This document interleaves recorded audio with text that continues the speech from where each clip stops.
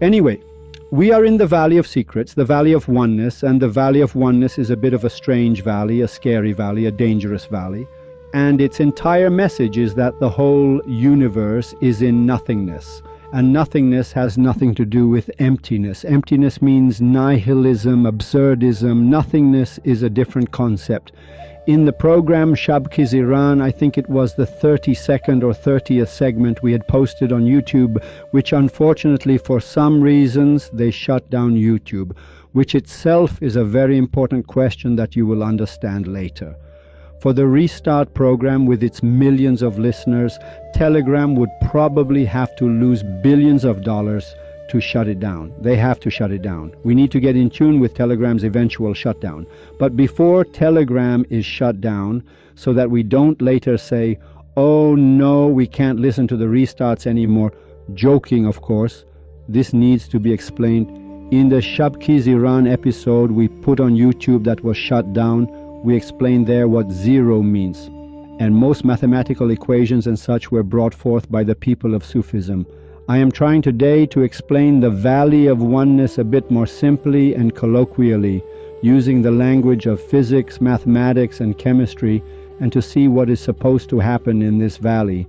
Last week we explained that the entire Valley of Oneness points to a concept where the rank of a Sufi begins.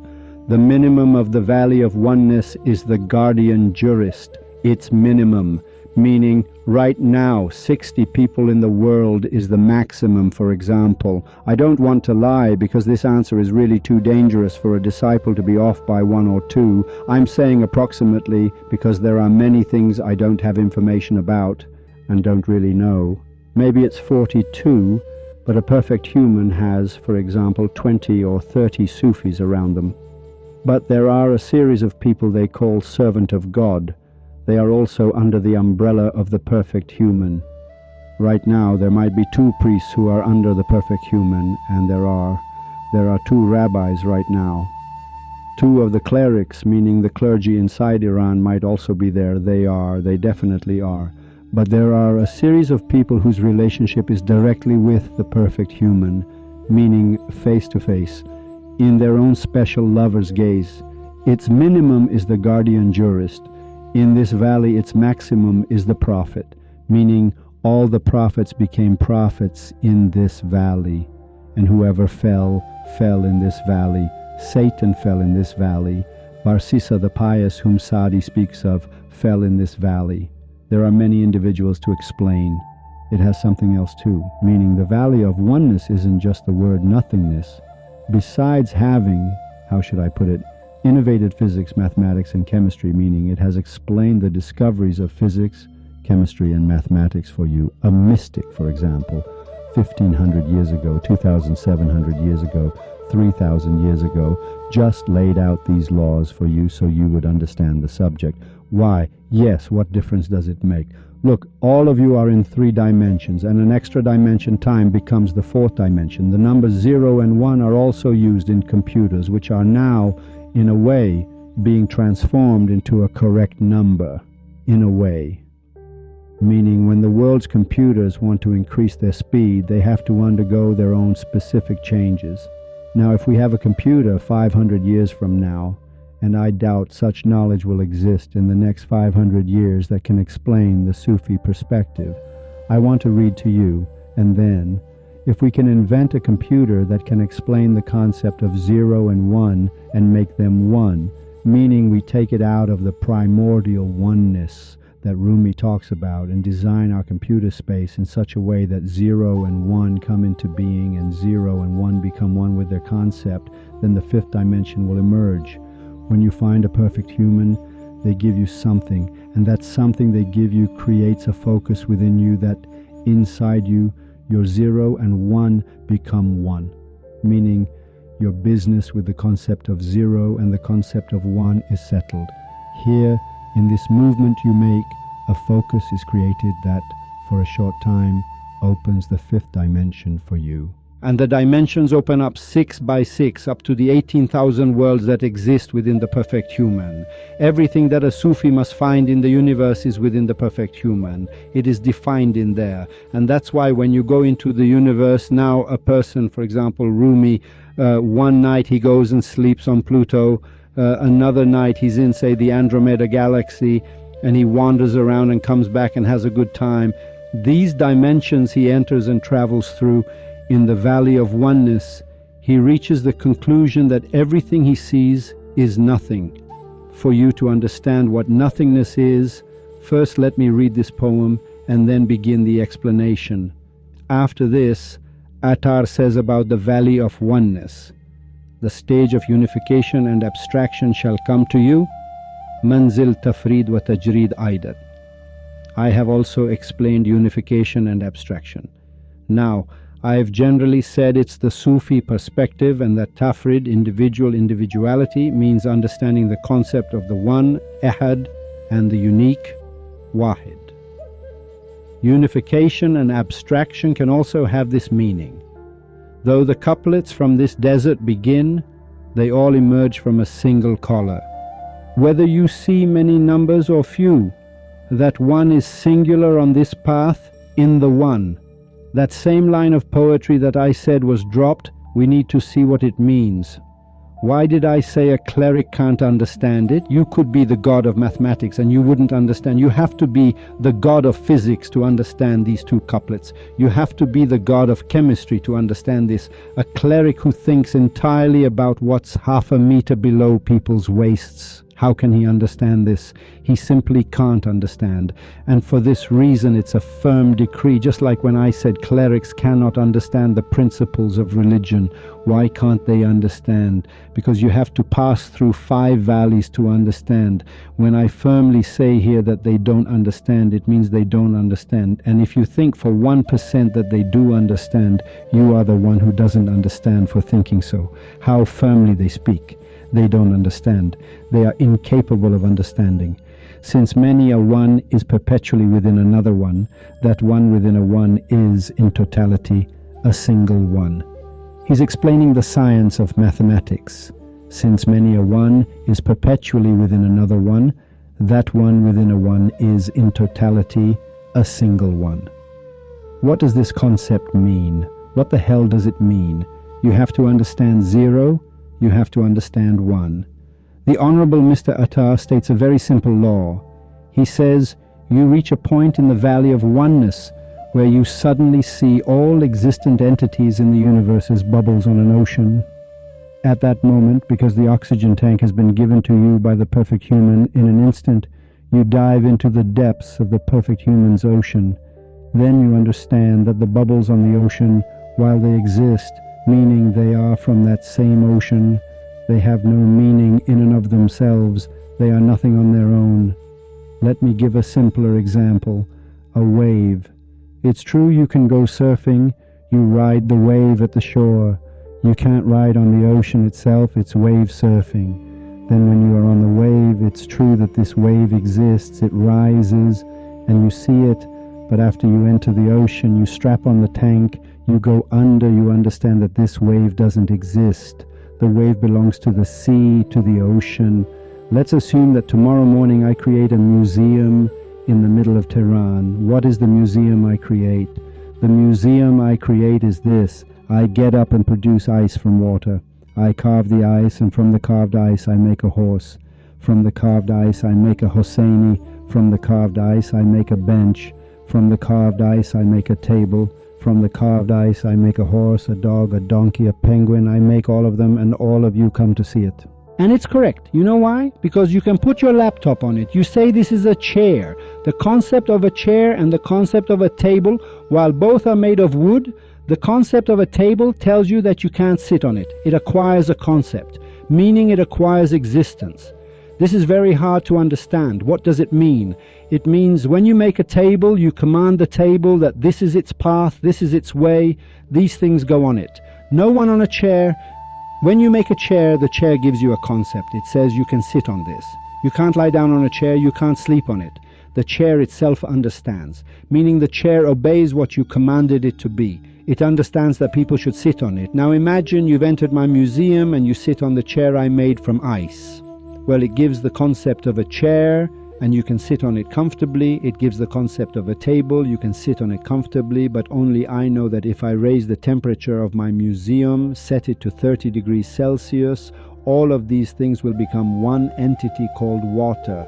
This is the difference between Ahad, the one, and Vahid, the unique, as simply as I've just explained it.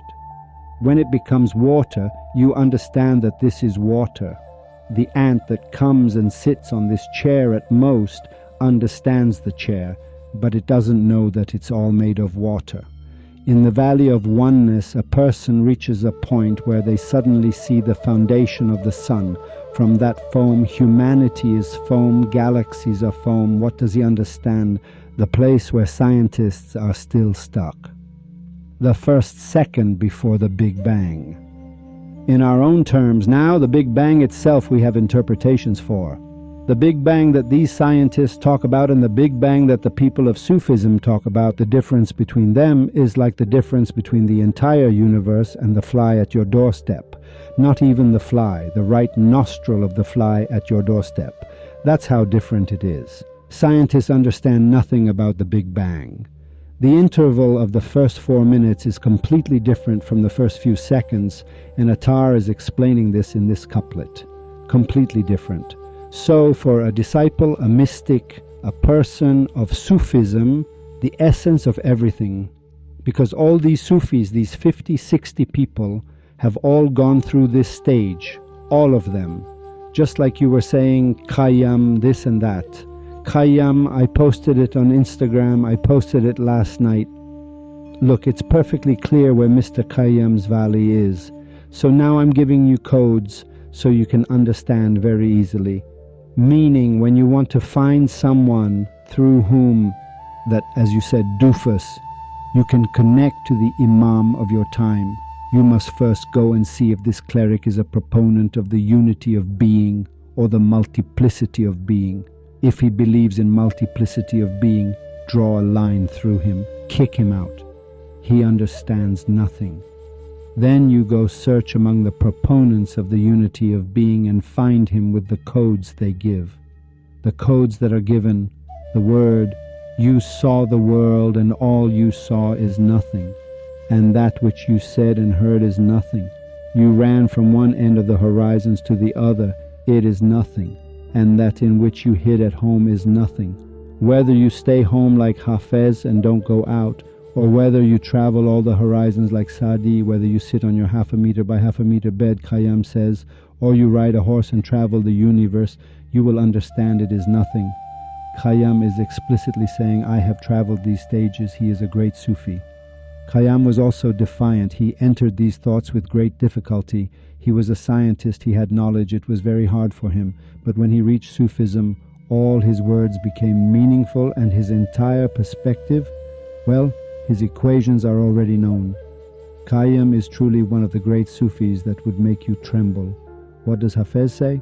A secure place and pure wine, and a compassionate friend. If this is perpetually available to you, what a success! The world and the business of the world are all nothing upon nothing. 1,000 times have I investigated this point. It needs a master's explanation. All the poems, meaning Sufism, mysticism, when a poet says your lips, I adore your eyes, I die for your ears, your lips, I don't know what. This poem is sweet. This is a poet. When you can publish a book, a collection of Hafez's poetry. You filth, I cursed again, minus the swear. Let me tell you, there are secrets hidden in my curses, and later, in the context of another program, I'll say why they are hidden. Because I tried very hard not to curse, then you realized I am cursing. One reason is exactly this. You are not allowed to listen to this program with your family. You are allowed to listen on the condition that everyone remains silent. Between the hammer and anvil bones of your ear and the sound of the program we are broadcasting, there should be no buffer between me and you. You must put it in your ear and listen. The reason curses are used in this program is precisely so that you listen to it alone. You don't listen to it in front of your dad. You learn the second lesson, which is that your dad is of no help to you. You will die in your own grave. Your father has no right to interfere in religion. Your mother has no right to interfere. Now you're listening to the program behind the wheel with your mom and dad, and your dad shakes his head or says, "Ugh," or whatever he thinks. We don't have that kind of reaction in this space. The Restart program is a program that you all alone must sit and listen to. Why? You must understand that in your grave, no one will help you. Not your mother, not your father, no one. So the path of religion is your personal path. If you listen to Restart alone, it proceeds much more masterfully. Now the good thing isn't just that there's cursing. The good thing isn't that boys and girls under 22, because the Islamic Republic has so much cursing in its TV series, have gotten used to it. Does a series with cursing not sell well? This is audience analysis. Does a movie with motherfucker curses in it not sell? You see, go look at your cinema. Now we are forced to. Besides this, one reason is for you to listen to the material alone, so it enters through the hammer bone of your ear and sticks where it's supposed to stick. Mr. Hafez says the same thing, so the poem I read is exactly this. A secure place and pure wine and a compassionate friend. If this is perpetually available to you, what a success. If all these happen together and are continuous back to back, it's a success, meaning that good time should give you pleasure. The world and the business of the world are all nothing upon nothing. 1,000 times have I investigated this point. Investigation.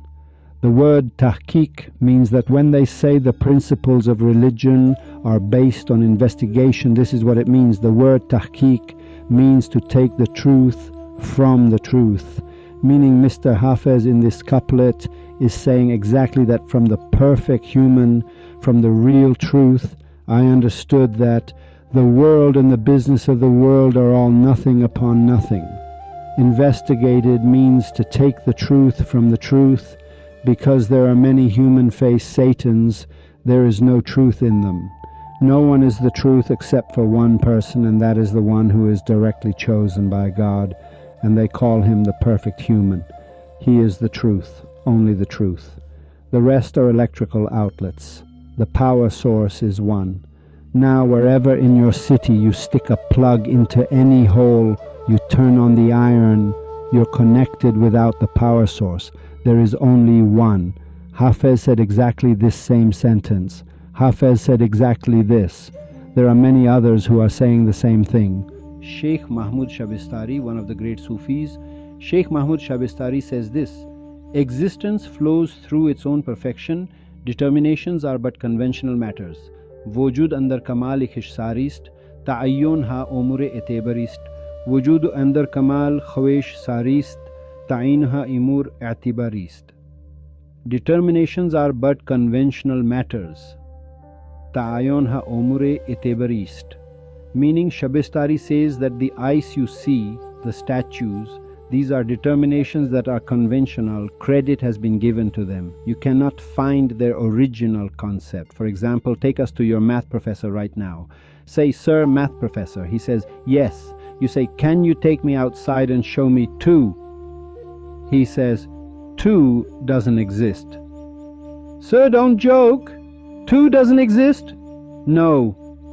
4 doesn't exist. "Show me 4. He says, 4 doesn't exist. You say, "Excuse me, what? Are you making fun of the world's people? You've sat everyone down in classes. 2 times 2 is 4. Show me 2. He says, "No, I can show you 2 of something. I can't show you 2 itself." This is called determination. He is beautifully explaining what the word ta'ayyan means. It means 2 doesn't exist. But you are forced to listen, meaning 2 brothers in a house, you give one of them 2 kebab skewers, and the other one, they'll get into a fight. Both are eating kebab. How do you know this one has taken your share? From 2, from 1, from 4, from 2, from 9, from 6. Did you notice? Meaning you created a law yourself. You screwed yourself over with your own law. You laid down a law to make a chair from ice, now you have to sit on it, you can't sleep on it.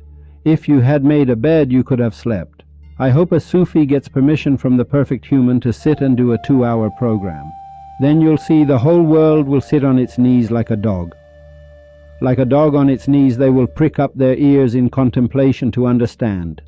They understand nothing. The proof is we were 700 years behind, from Azizuddin Nasafi until Darwin came and put out Azizuddin Nasafi's theory.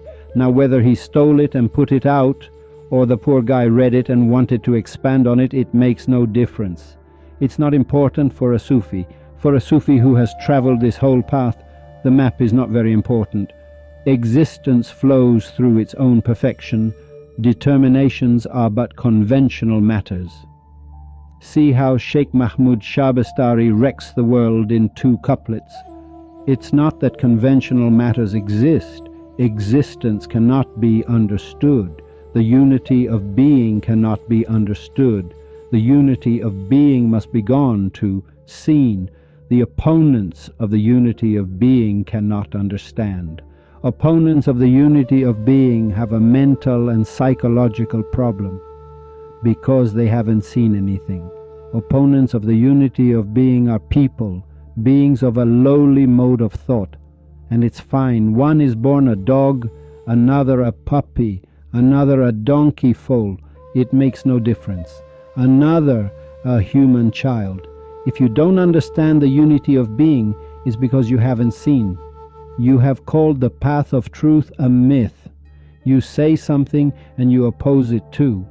If you don't understand the unity of being, you can't even perform prayer because you can't recite, say He is Allah the One, Qul Huwallahu Ahad. You can't go to church. Why? Because Father, Son, Holy Spirit. Even if you understand the unity of being, you won't understand Ali is God, God is Ali.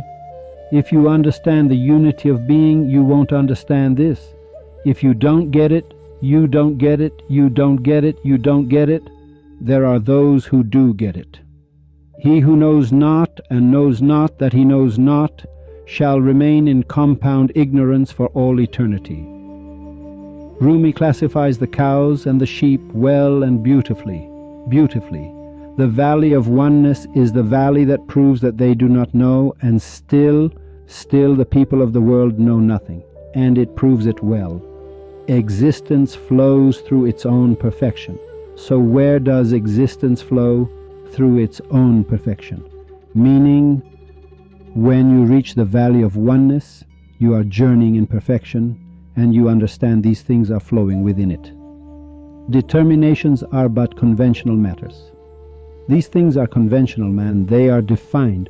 We doofuses came and created a red light, and these idiots have to stop behind it. Now why don't we go? Then we said, well, maybe some will go, meaning we made a law called conventional existence, a determination called a conventional determination. Then we posted a policeman. We said, then we also created law enforcement so that whoever crosses, their head gets a fine. What does it mean? It means we made a chair, we made the law ourselves, and we abide by our own law. And if this law is broken, when the curtain is lifted, what will it do? We made the law ourselves. Who made this law? Ourselves. Meaning, thanks, determination. Meaning we screwed our own selves over. As I explained in the Shabki's programs, if you don't understand zero, you don't understand God, you don't understand the perfect human. If you don't understand zero, you don't understand anything. And I gave an example. 0 times 1, 0. Mr. Hosseini, 2 times 0, 0. 9 times 0, 0. 25,354 times 0, 0. Sir, what is this 0 that everything is inside it, sir? 200 million times 0 means it has gone into 0. The answer to 0 is this, a perfect human. The dot under the letter BA is that very point. You don't understand this.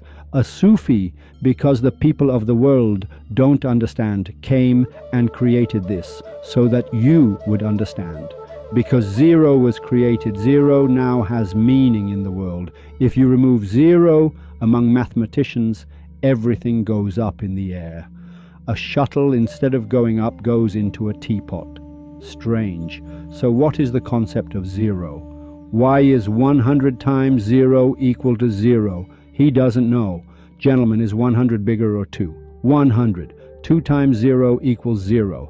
Doesn't 100 times 0 equal 0? Yes, gentlemen scientists, Professor Haji, you're just like a cleric. Our problem with you is this.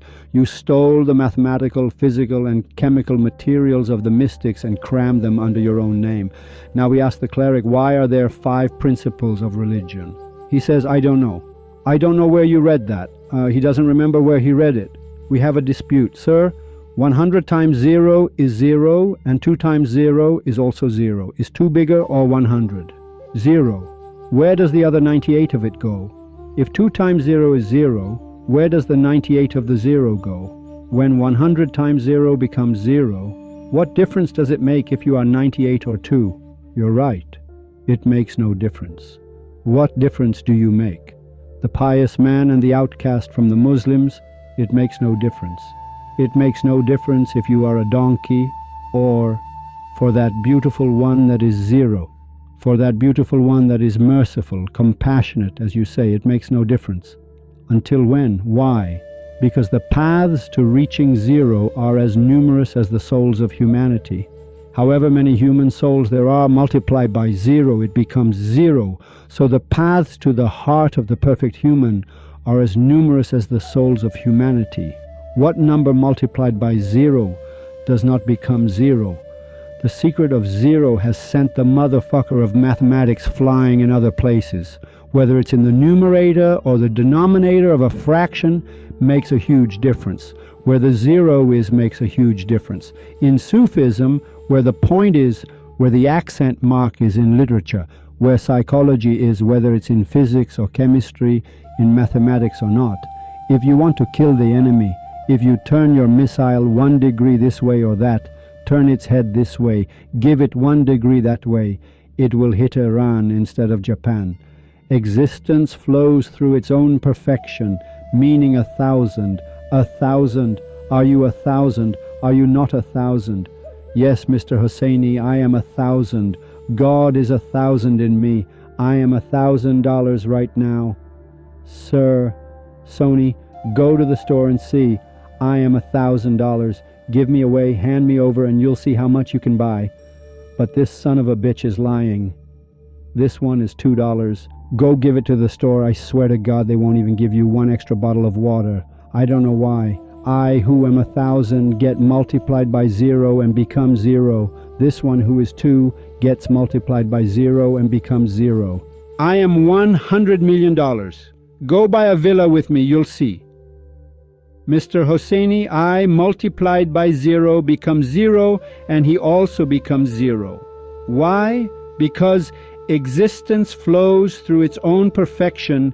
Determinations are but conventional matters. Conventional matters are not existent.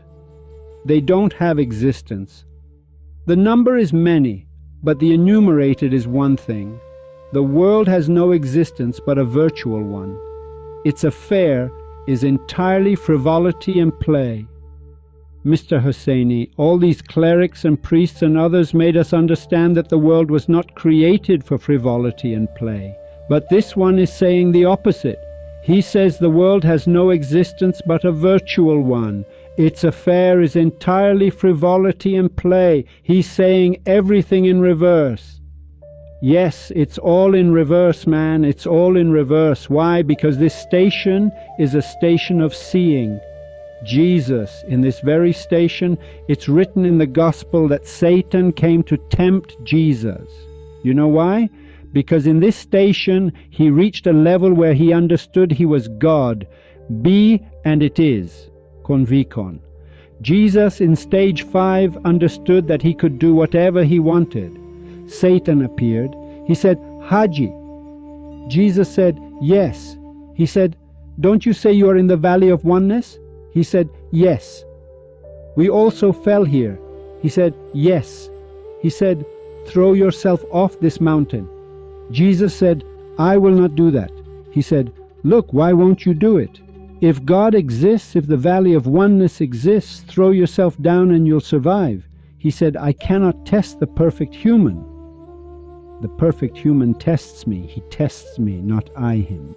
He slapped him in the face. My station and measure are that I am a Sufi, just starting out. I haven't even become a Sufi yet. At the end of the valley of oneness, I will just become a Sufi. I cannot do this. Yes, he did. Jesus remained here. Barsiza the pious fell here.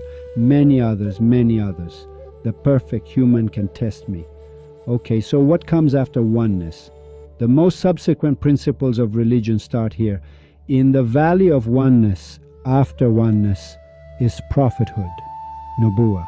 If you are a Sunni listening to this, you'd say there are three principles of religion: oneness, prophethood, and the hereafter, ma'ad.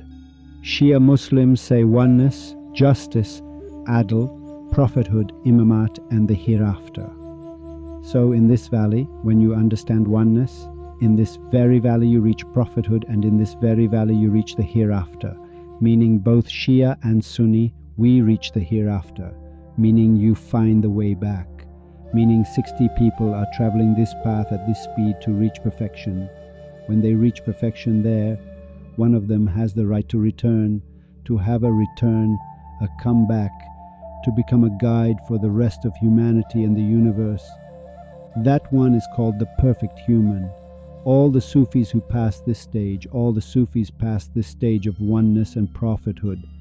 The principles of religion start from here, meaning oneness. Here you become a prophet, you become a messenger, you don't become a perfect human. In your own terms, we say a saint. You don't become a saint. Here you become a guardian jurist. What does that mean? It means you can talk about religious law. You still can't legislate. You can't rule. You can't become president. You can't explain the path of knowing God to people. You just understand the Sharia. You just understand that a Sharia exists. What Sharia? This Sharia that says we should flog people? Number, the country of Sufism starts from here. Now, imagine a Sufi has passed this valley and wants to come and create the country of Sufism. The subject is completely different. Everything is different. All movements within it change. They took the original Sharia of Sufism in the world and turned it into religion, turned religion into Sharia, and fed it to the people. Truly, the hand of the country of Sufism. Sir, I am a religious military. Is it wrong to be a religious military? Did I do something wrong? Number. I'm a kid from the Ministry of Intelligence, from the CIA. Is it a bad thing? Number. But Sufism asks a question. In the future, in the country of Sufism, will we have a Ministry of Intelligence? We will, 100%. You can live your lives. So where is the problem, Sufism asks? At the time of decision-making, did you decide for the sake of the nation or for your government? In the name of God, the most gracious, the most merciful, for the government you're screwed. Meaning you sold out the interests of your nation. Meaning out of fear of the government, out of fear of being killed like a dog, of being fired, of becoming miserable, you sold your nation to your government. Tomorrow, Hosseini becomes the leader of Iran, becomes the king of Iran. Well then, Hosseini, for your sake. You have no right to do it for my sake. You must do this for the sake of your nation. The Ministry of Intelligence means someone who, for the interests of their nation, sees that the people are important. That is why in Sufism, in the country of Sufism, you have no right to curse Khomeini. Khomeini is the collective wisdom of the Iranian nation. You can curse Hashemi, you can curse Khamenei, you can curse officials, you can curse everything, curse whoever you want in the universe. Go ahead and curse, it's fine. You cannot curse Khomeini. Khomeini is the manifestation of Iran's collective wisdom, meaning the Iranian nation decided for this man to be, for better or for worse. If it was bad, you were disciplined. Good. You should have a statue of Khomeini on your bed. People must understand what a screw-up they brought upon themselves. Whether good or bad, understand what you did. Are you running away from your responsibility? Don't run from your responsibility, man. You have to accept it. I'll put up his statues so you fester with resentment, so you see the scene with your own eyes. It's your collective wisdom. You chose it yourself. The only person you cannot curse from a Sufi perspective is Khomeini. The people together decided for Khomeini to be, and that's final. If Khomeini was a blunder, it means the Iranian nation was a blunder. The fact that you didn't understand economics means you didn't understand. What does it mean? Sir, can you give a small explanation? He said, Sir, the community of residents, we will make water free. You accepted? You voted for him for this very reason. You accepted. You said it's like Ahmadinejad's subsidies. Okay, Mr. Khomeini didn't know economics, that's fine. What about you?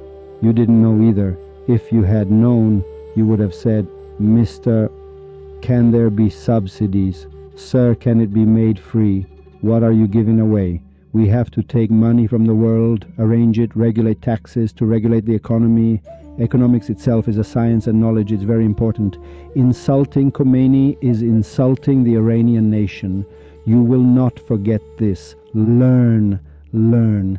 In Sufism, the law is that all people in the future of Sufism, except for those who have killed people, if you were in the IRGC and killed people, if you were a Basiji and killed people, they will tear you a new one. Now, as for tearing you a new one, neither I nor you can determine that. An independent judge who comes on behalf of the perfect human, he will determine what the custom of society should be. If you dealt a blow, drink a blow in return. He will understand. Meaning, now in Iran, maybe there are 2,000 people who have committed murder. The rest of you, what are you afraid of? Why shouldn't you be afraid of Sufism? If the government of Iran were to change from Islamic to, say, a Zoroastrian government, you should have been afraid, because then all hell would break loose again. If the government were to change from Islamic to a Christian government, all hell would break loose. You should have been afraid. If the government is going to become Baha'i, all hell. If the government is going to become Jewish, all hell would leap into two airs. In every part of religion, it will mess you up. The Sharia, one says this, the other says that pretty thing, that one is set to flog you. Why are you afraid of Sufism? Sufism has nothing to do with you. Everything stays in its place. That Sufi has passed that valley. Don't joke. The kingship of the world isn't even the shoelace on his boot. He doesn't have the mood for it, the feeling and state for it. You should pray, we should sit and cry, listen to the broadcast of the program, fall at his feet. All of us fall at his feet, so that for the world, at least, God willing, because of Iran's antiquity, it's a heavy burden. We have several thousand years of culture, consciousness, and religion. We truly have the right to be ruled by a Sufi. It's my country's right for our understanding to go up. Let the world learn from us. You should also learn that right now many of America's laws are from Iranian Sufism and you don't know it. That's why America is a bit closer to Sufism. I mean, look, Restart is broadcast in England. Right now my ass would have been grass. Which God-forsaken prison would I be in now? A semi-truck would have had to run over me by now. It's broadcast here. Because America from here. If the government of Iran were supposed to turn into such and such a government, be afraid. It has nothing to do with Sufism. You, anyone, cannot commit murder. The soul belongs to the perfect human. You cannot kill people. Murder is the worst kind of thinking in Sufism. They will tear you a new one. I wanted to explain these one by one as well. Well, I don't think we'll have time. It's okay. I just wanted to give a little explanation, and for you to know that, sir, this valley of oneness is very, very, very, very beautiful. This, since many a one is perpetually within another one, that one within a one is, in totality, a single one, explains Ahad, the one here, and explains all mathematical equations right here, in this very place. How from now, God willing, next week, Monday at 9:30 p.m. Iran time, we will present it to you. The overall conclusion is that you and I, in any case, because these valleys are to be seen, the beginning of this valley and the end of this valley is the valley of prophethood. All the prophets became prophets here. So what does a prophet mean? It means he brings a message. Where does he bring this message from? From the perfect human. Now, do we understand what the subject is? So Shams Tabrizi is a prophet. It's true that he produced the Divan-e Shams. It's true that Mr. Rumi I don't know, produced the Masnavi Marnavi, produced the Masnavi of Rumi, but he is a prophet. And you say we have 124,000 prophets. This is what they meaning he is a messenger, he is a prophet. Pay attention, he is not a Sufi. Sir, a Sufi is higher than a Nabi. You beautiful one, just listen please. The limit of prophethood is the Sufi, and he is not the perfect human either. No Nabi is a perfect human. Every perfect human is a Nabi. This is a very important point that was made this way later on, and further on, after 100, it will be opened up more. So the conclusion is that in this valley, you become a Nabi, meaning you become an Attar, you become a Rumi. You have the right to write books, the right to speak, to explain. This too is a prophet, meaning he does such a thing with the permission of the perfect human, and all the Sufis around the perfect human are messengers and prophets and Nabis. They cannot speak a single word from themselves, not one word. If a Sufi speaks the smallest word from himself, a call will come. Get up and move aside, O Muhammad. You did not say God willing. If I want to. Insha'Allah means if Allah wills, meaning that beautiful bush, meaning the perfect human. So a Nabi does not add a word from himself. A Sufi is the same. He is connected to a place from which he speaks. This is what a prophet and a Nabi mean. So I entrust you to a prophet like Sheikh Mahmud Shabastari, a prophet Nabi named Khayyam. I entrust you to a prophet like Ferdowsi. I entrust you to the great prophet Rumi, the great prophet Shams Tabrizi, prophets who came for the rich culture of Iran over several thousand years. Until next week, farewell.